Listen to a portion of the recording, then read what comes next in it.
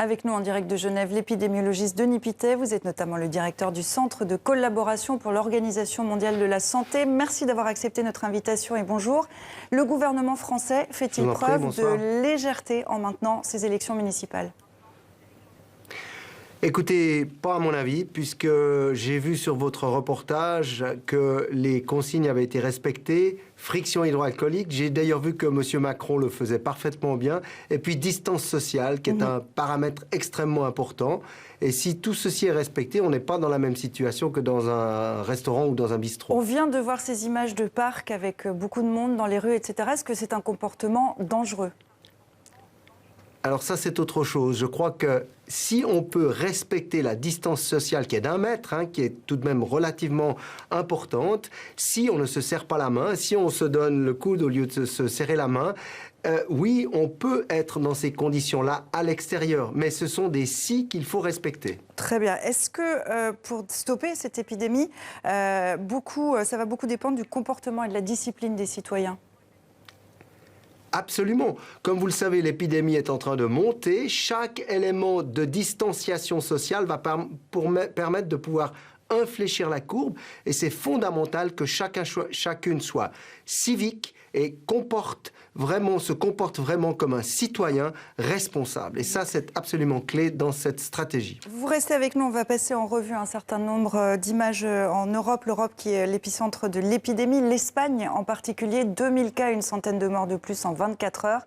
Les forces de l'ordre veillent au respect des consignes. Tour d'Europe des mesures, signé Anthony Fouchard. C'est la police qui vous parle. Il est recommandé de ne sortir sur la voie publique qu'en cas de nécessité. 46 millions de citoyens espagnols sont désormais confinés. La police utilise des drones munis de haut-parleurs pour inviter les gens à rester chez eux. L'Espagne se barricade et a décrété l'état d'alerte. Pendant la période de l'état d'alerte, les personnes ne pourront circuler sur les voies publiques que pour acheter des produits alimentaires, pharmaceutiques, de première nécessité, ainsi que pour aller travailler. Dans la nuit de samedi à dimanche, les Espagnols s'étaient passé le mot, des applaudissements massifs à 21h précises en soutien aux personnels hospitaliers.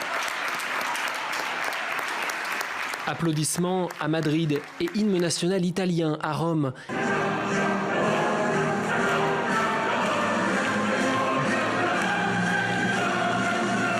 L'Italie, pays européen le plus durement touché pour l'instant, s'est placé en quarantaine depuis déjà plusieurs jours. Les mesures importantes que le gouvernement a mises en place n'ont pas un effet immédiat. Il faut attendre quelques jours, 2 semaines. Ces 2 semaines ne sont donc pas encore passées et nous devons en voir les effets concrets. Mais les pays européens peinent encore à s'accorder. La Grande-Bretagne, très critiquée pour son attentisme, est une des dernières nations à n'avoir pris aucune mesure sanitaire pour l'instant. Et on vous retrouve à Genève, Denis Pittet. Je rappelle que vous êtes en contact étroit avec l'Organisation mondiale de la santé, dont le siège est à Genève, où vous vous trouvez. Rappelez-nous pourquoi, à Genève, oui. Rappelez-nous pourquoi le confinement est important. Or, le confinement est essentiel. Le confinement permet finalement de réduire la circulation du virus qui circule dans la population générale. Et c'est vraiment chaque jour compte dans un confinement. Aussitôt que vous destinez le confinement à réduire la transmission, vous obtenez une inflexion sur la courbe épidémiologique. Les décisions qui sont prises un peu partout en Europe, qui tombent presque heure après heure, sont-elles suffisantes? Sont-elles trop tardives? Alors écoutez, dans certains cas, bien entendu, on aurait aimé qu'elles soient prises bien avant ou peut-être juste avant, mais ces décisions sont des bonnes décisions. Il faut que chacune les respecte. C'est ça le problème. La décision, c'est une chose. Quand vous dites, vous êtes en train de restreindre l'accès au bistrot, au restaurant, il faut que les gens se comportent normalement dans leur vie sociale.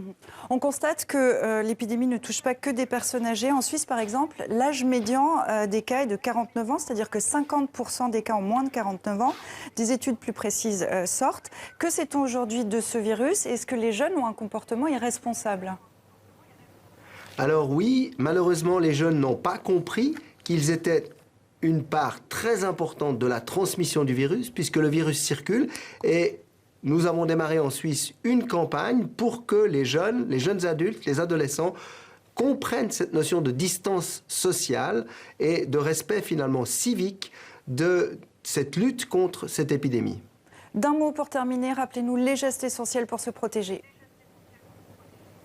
L'hygiène des mains, la distance sociale, et puis si je suis malade, je reste chez moi, c'est fondamentalement important. Denis Pittet, merci infiniment d'avoir été avec nous depuis Genève. À bientôt.